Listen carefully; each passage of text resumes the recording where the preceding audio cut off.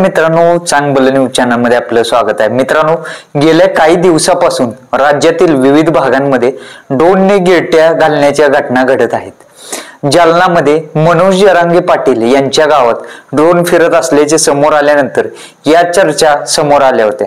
त्यानंतर ग्रामीण भागात अनेक ठिकाणी रात्रीच्या वेळेस ड्रोन फिरत असल्याची प्रकरणे उघडीस आली होती।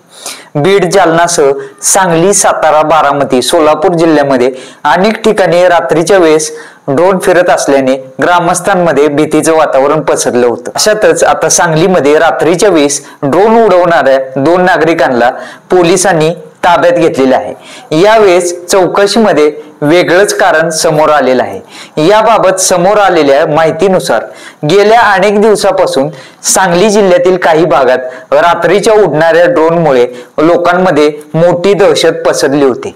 अनेक ठिकाणी चोरीचं प्रमाणही घडल्याने ग्रामस्थ हे भयभीत झाले होते।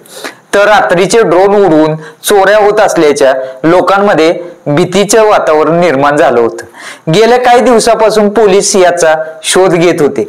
ही ड्रोन उडवणारी टोळी शोधण्याचे मोठे आव्हान पोलिसांसमोर होते। बुधवारी दिनांक 11 सप्टेंबर रोजी दुपारी खानापूर तालुक्यातील माऊली येथे काही व्यक्ती ड्रोन उडवताना तेथील लोकांच्या निदर्शनास आले। या लोकांनी त्यांना तातडीने पकडून या ड्रोन बाबत विचारणा केली। विटा पोलीस स्टेशनला ताब्यात दिले।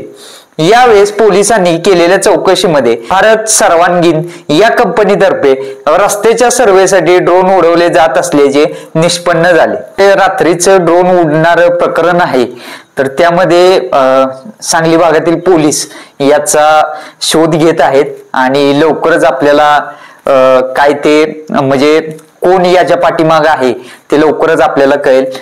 तर व्हिडिओ आवडल्यास व्हिडिओ लाईक करा आणि आपल्या मित्रांपर्यंत शेअर नक्की करा।